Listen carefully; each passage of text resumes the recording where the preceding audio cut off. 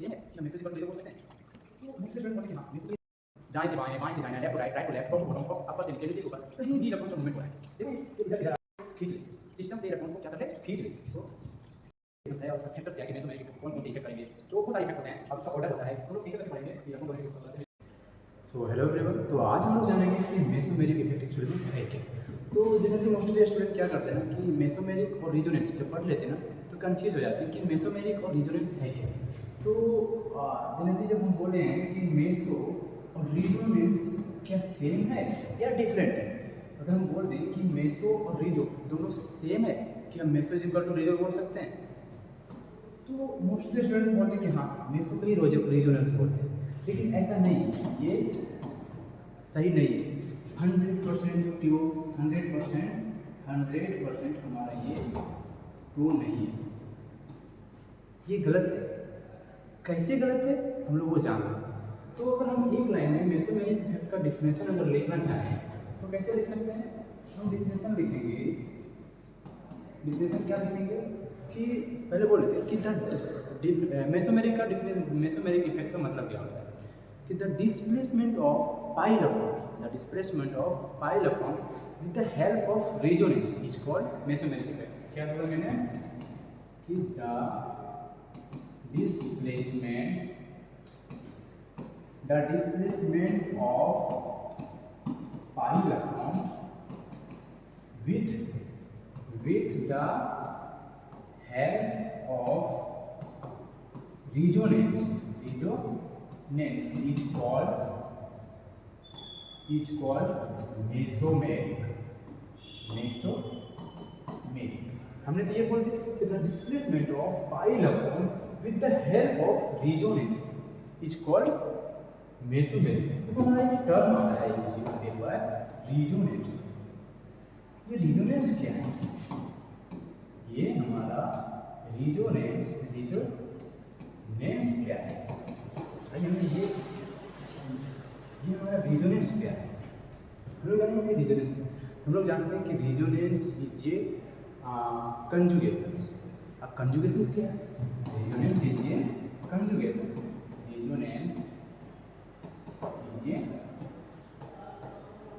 Conjugation. तो बात आता है कि कंजुगेशंस क्या है, कंजुगेशंस कुछ नहीं है हमारा, क्या है कंजुगेशंस। अब कंजुगेशंस क्या हम लोग ऑलरेडी पढ़ चुके कि conjugation is a alternate sigma pi bonds. क्या है, alternate sigma pi bond, alternate sigma and pi bond. और जब अल्टरनेट सिग्मा पाई बॉन्ड होगा तो जो पाई बॉन्ड है वो मूवेबल होगा, मतलब मूव करेगा 1:2 अनदर प्लेस, इधर जाएगा इधर जाएगा। मतलब ये कार्बन की हर सेंटर, इस चेन में हर कार्बन जो है वो प्लेनर होगा। दैट मीन्स इसकी हाइब्रिडेशन क्या होगी, sp2 होगी। दैट मीन्स ये प्लेनर होगा, तो प्लेनर होगा तो पाई इलेक्ट्रॉन्स इजीली मूव करवाएगा। ये कंजुगेशन है, राइट। तो हम लोग जानते हैं कि तो हमारा पता चल गया कि रिजोनेंस क्या है। तो रिजोनेंस क्या हुआ, कोई एग्जांपल लेते हैं रिजोनेंस का। जैसे हमारा थोड़ा हम रिजोनेंस के बारे में पढ़ रहे हैं, अबाउट रिजोनेंस। क्या पढ़ रहे हैं हम, अबाउट। देखो बोलोगे कि सर हम मेसोमेरिक इफेक्ट पढ़ रहे हैं फिर रिजोनेंस क्यों पढ़ रहे हैं, डोंट वरी, आपको पता चल जाएगा कि रिजोनेंस क्यों पढ़ रहे हैं। हम मेसोमेरिक इफेक्ट का जो टॉपिक है बहुत इंटरेस्टिंग वे में हम इंट्रोड्यूस कर रहे हैं और बिल्कुल अच्छे से समझ में आएगा कि हम रिजोनेंस और मेसोमेरिक को इक्वल नहीं बोल सकते। तो देखो अबाउट रिजोनेंस हम क्या लिख रहे हैं यहाँ पे, अबाउट रिजोनेंस। हम यहाँ पे रिजोनेंस के बारे में पढ़ रहे हैं, राइट। अभी जान रहे एग्जाम्पल लेते हैं। देखो इस रिजोनेंस में क्या हो रहा है एक्चुअली, ये रिजोनेंस हमारा alternate sigma band pi bond है, तो ये बॉन्ड इधर से इधर शिफ्ट हो रहा है। हाँ सर बिल्कुल हो रहा है। तो क्या बताओ ये जो बॉन्ड है इधर से इधर शिफ्ट होगा क्या, इधर से इधर नहीं हो सकता है क्या, हो सकता है ना, बिल्कुल होगा। जब ये बॉन्ड इधर से इधर गया होगा, मतलब लेफ्ट टू राइट गया होगा, तो उस टाइम हमारा क्या हुआ होगा, यहाँ पे पॉजिटिव चार्ज बना होगा और यहाँ पे नेगेटिव चार्ज बना होगा। Very good. और ये पाई बॉन्ड यहाँ पे आ गया, कोई दिक्कत। अब इसमें क्या हुआ, जब हमारा पाई बॉन्ड इधर से राइट टू लेफ्ट आया तो क्या हुआ, तो हमारा नेगेटिव चार्ज यहाँ पे बन गया और यहाँ पे पॉजिटिव चार्ज बन गया। पाई बॉन्ड तो यहीं पे रिटेन रहा। तो इससे क्या पता चल रहा है कि एक ही सेंटर पे पॉजिटिव चार्ज भी और एक ही सेंटर पे नेगेटिव चार्ज भी कैंसिल आउट नहीं चल रहा। हो गया ना। अच्छा चलो दूसरा एग्जाम्पल लेते हैं, कोई दूसरा एग्जाम्पल लेते हैं। अच्छा एग्जाम्पल लेते हैं, वेट वेट वेट, थोड़ा बड़ा हो गया, थोड़ा इसको लेते हैं, छोटा कर देते हैं और यहाँ पे लेते हैं। ओके, अब मैंने एग्जाम्पल लिया, इसमें हमारा फाइव कुछ इस प्रकार से, ठीक है। देखो ये फाइव इधर से इधर मूव किया, वेरी गुड, कोई दिक्कत नहीं। तो जब इधर मूव करेगा तो क्या होगा, यहाँ पे पॉजिटिव चार्ज बना होगा और यहाँ पे नेगेटिव चार्ज, ये डबल बॉन्ड यहाँ पे आ गया, तो इसमें कोई चेंजिंग नहीं होगा। चलो ठीक है, इधर से इधर गया, इधर से इधर भी आ सकता है, हाँ बिल्कुल आ गया, क्यों नहीं आएगा। चलो इधर से इधर लाओ, आ गया, कोई दिक्कत नहीं। तो इधर से आएगा, जब बैक आएगा तो क्या होगा, तो इस पोजीशन पे नेगेटिव चार्ज, इस पोजीशन पे पॉजिटिव चार्ज, कोई दिक्कत यहाँ पे। सर क्या इधर, ये इधर से इधर आया, इधर से इधर चला गया, तो क्या इस बॉन्ड जो हमारा बच गया, ये जो बॉन्ड है, क्या इधर से इधर नहीं आ सकता क्या? हाँ बिल्कुल आएगा, हम कहाँ बोल रहे हैं कि नहीं आएगा। चलो तो इसमें कोई चेंजिंग नहीं है, तो ये हम रिटर्न रखते हैं और ये बॉन्ड इधर आ गया यहाँ पे, और यहाँ पे पॉजिटिव चार्ज और यहाँ पे नेगेटिव चार्ज। जब ये बॉन्ड इधर से इधर आ रहा है, राइट, चलो ठीक है। अच्छा बोलो कि ये ऊपर से नीचे आ रहा है, तो क्या नीचे से ऊपर नहीं जाएगा? बिल्कुल जाएगा, कौन ऊपर नहीं जाएगा, जाएगा। चलो नीचे से ऊपर ले जाते हैं, चला गया, तो इसका भी एक अलग से अभी देखना, एक अच्छा कंक्लूजन हमारे पास आएगा। इस पोजीशन पे हमारा नेगेटिव चार्ज, इस पोजीशन पे हमारा पॉजिटिव चार्ज। देखो इससे हमारा निष्कर्ष क्या निकला कि जब हमारा रेजोनेंस हो रहा है तो पाइप बॉन्ड जो मूव कर रहा है उसका कोई डायरेक्शन फिक्स नहीं है, दाएं से बाएं, बाएं से दाएं, left to right, right to left, top to bottom, upper से नीचे, नीचे से ऊपर, कहीं भी इलेक्ट्रॉन्स का मूवमेंट हो रहा है। देखो ये इधर से इधर आ रहा है, ये इधर से इधर जा रहा है, ऊपर से नीचे आ रहा है, नीचे से ऊपर जा रहा है, डिफरेंट स्ट्रक्चर बन गया। देखो ये स्ट्रक्चर सिमिलर है, एक ही सेंटर पे पॉजिटिव, एक ही सेंटर पे नेगेटिव, कैंसिल, यहाँ पे भी सेम चीज कैंसिल। तो रेजोनेंस के केस में कोई डायरेक्शन फिक्स नहीं है। क्या रेजोनेंस के केस में कोई डायरेक्शन फिक्स नहीं है। अगर सोचो, जैसे मैंने बोला कि पाई बॉन्ड ऊपर नीचे दायां बायां कहीं भी जा रहा है, अगर सोचो अगर हम इस रेजोनेंस की डायरेक्शंस को फिक्स कर दे किसी तरह करके, कैसे फिक्स करेंगे? जैसे मैंने बोला कि ये हमारे पास एक सिंपलेस्ट एग्जांपल था, अभी लेफ्ट टू राइट और राइट टू लेफ्ट इसका पाई बॉन्ड का मूवमेंट था।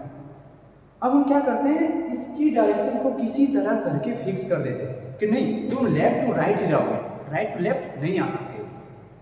अगर हम इसकी डायरेक्शंस को फिक्स कर दें, इसको बोलेंगे हम मेसोमेरिक इफेक्ट। मेसोमेरिक इफेक्ट में पाई इलेक्ट्रॉन्स का जो मूवमेंट होता है वो एक डायरेक्शन में होता है। आप कहीं भी कोई भी एग्जांपल देखो, एक डायरेक्शन में होता है। तो देखो हम इसकी डायरेक्शन को फिक्स करते हैं, तो कोई एक ऐसा ग्रुप हमें लगाना पड़ेगा जो इसकी डायरेक्शन को फिक्स करे। अब ये ग्रुप क्या हो सकता है, तो हम थोड़ा डिफिनेशन को मॉडिफाई करते हैं। चलो डिफिनेशन को मॉडिफाई करते हैं। मॉडिफाई क्या हुआ,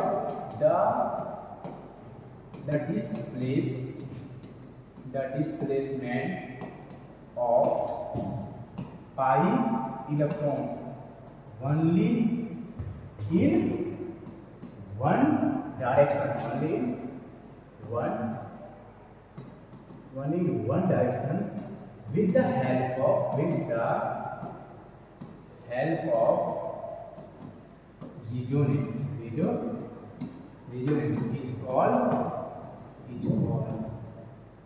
मेसोमेरिक इफेक्ट। ये हमारा 100% सही हुआ, ये डिफिनेशन हमारा करेक्ट हुआ कि जो मेसोमेरिक में जो पाई बॉन्ड का या लॉन पेयर का जो इलेक्ट्रॉन का डिस्प्लेसमेंट होता है ना, वो एक ही डायरेक्शन में होता है। अगर ऊपर से नीचे आया तो ऊपर से नीचे ही आएगा, नीचे से ऊपर जा रहा है तो नीचे से ऊपर ही जाएगा। जैसे देखो मैंने यहाँ पे कोई ग्रुप लगाया, अब इसकी डायरेक्शन को फिक्स किया, तो ये क्या करेगा, यहाँ से ये हमारा ग्रुप जो है ना, अब ग्रुप क्या क्या हो सकता है, ये इलेक्ट्रॉन डेंस मतलब डायरेक्शन को फिक्स करने के लिए हमारा ये क्या है, ये डायरेक्शन को फिक्स करेगा, फिक्स द डायरेक्शन।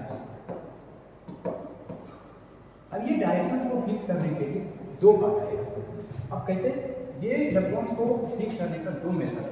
हो सकता है कि ये इलेक्ट्रॉन्स दे के फिक्स करे, ये हो सकता है कि ये इलेक्ट्रॉन्स डोनेटिंग ग्रुप हो, डोनेटिंग ग्रुप हो, या फिर electron withdrawing group, withdrawing group. देखो दो तरह से हम फिक्स कर सकते हैं इसको डायरेक्ट ग्रुप को, कि जो इलेक्ट्रॉन को दे सके दे के फिक्स करे, या इलेक्ट्रॉन को ले के फिक्स करे। तो चलो कौन से ऐसे एग्जाम्पल आएंगे। चलो हमने यहाँ पे लगा दिया, पहले देखते हैं। हमने पहला देखा इलेक्ट्रॉन डोनेटिंग को हम लगा है। इलेक्ट्रॉन डोनेटिंग ग्रुप में कौन से आते हैं, तो इलेक्ट्रॉन डोनेटिंग ग्रुप में वैसे ग्रुप आएंगे जिसके पास लोन पेयर हो, या इलेक्ट्रॉन रिच हो, या फिर पाई बॉन्ड हो सकते हैं। तो इलेक्ट्रॉन रिच ग्रुप हमारे क्या होंगे, इलेक्ट्रॉन रिच ग्रुप। अब केमिस्ट्री के क्षेत्र में इलेक्ट्रॉन रिच किसके किसके पास होता है, लोन पेयर, नेगेटिवली चार्ज और क्या होते हैं, डबल बॉन्ड। अच्छा, इन सभी में से सबसे ज्यादा इलेक्ट्रॉन डेंसिटी किसके पास होता है, तो सबसे ज्यादा होता है लोन पेयर के पास, इसके पास सॉरी सबसे ज्यादा होता है नेगेटिवली चार्ज, इसके पास लोन पेयर, इसके पास डबल बॉन्ड। आप लोग एक चीज़ ये भी ध्यान रखना कि जो हमेशा इलेक्ट्रॉन का मूवमेंट होता है ना, वो हाई इलेक्ट्रॉन डेंसिटी से लो की होता है। तो जो मूवमेंट ऑफ इलेक्ट्रॉन्स, क्या मूवमेंट ऑफ इलेक्ट्रॉन्स ऑलवेज जो होता है ना, हाई टू लो, ये हमेशा ध्यान रखना, हमेशा हाई टू लो होता है, राइट। तो हमने यहाँ पे इलेक्ट्रॉन डोनेटिंग ग्रुप लगा रहे हैं, तो इलेक्ट्रॉन डोनेटिंग ग्रुप में कौन से आएंगे, NH2 group, OH group, NHCH3 group, मतलब लोन पेयर है यहाँ पे। और कौन से आएंगे, NH नेगेटिव ग्रुप, वो नेगेटिव ग्रुप, ये सब ग्रुप आएंगे। चलो एग्जाम्पल के थ्रू से समझते हैं कि हमने यहाँ पे लगा दिया NH2, इसके पास लोन पेयर है। देखो मैंने बोला कि इलेक्ट्रॉन डेंसिटी का जो मूवमेंट होगा हाई इलेक्ट्रॉन डेंसिटी से लो की ओर होगा। तो देखो इसके पास लोन पेयर है, इसके पास पाई बॉन्ड है, तो क्या लगता है कि इधर से इधर आ सकता है क्या, कतई नहीं आ सकता है। तो ये जो मूव करेगा इधर से इधर की ओर मूव करेगा, राइट। अब ये कभी नहीं इधर से इधर मूव कर सकता, ये तो महापाप हो जाएगा, पाप नहीं महापाप हो जाएगा, कभी नहीं मूव कर सकता है, राइट। दूसरा क्या था हमारा, electron withdrawing group, electron withdrawing group. अब इलेक्ट्रॉन विथड्रॉइंग ग्रुप में कौन से आएंगे, जैसे कि इलेक्ट्रॉन्स को जो सिस्टम से खींच ले, सिस्टम से इलेक्ट्रॉन्स को क्या कर ले, खींच ले। तो हमारे पास जो एज्यूम होगा, तो इलेक्ट्रॉन विथड्रॉइंग ग्रुप कौन से आते हैं, जो इलेक्ट्रॉन को खींचने वाला होता है, ये सब ग्रुप जो होते हैं R और R, ये सब इलेक्ट्रॉन्स खींचने वाले होते हैं। और कौन से होते हैं, NO2, फिर R पॉजिटिव ग्रुप या R पॉजिटिव ग्रुप कुछ भी हो सकते हैं, R पॉजिटिव ग्रुप, ये सब इलेक्ट्रॉन विथड्रॉइंग ग्रुप है। जैसे कि यहाँ पे देखो मैंने यहाँ पे कोई लगा दिया, इसे मैंने लगा दिया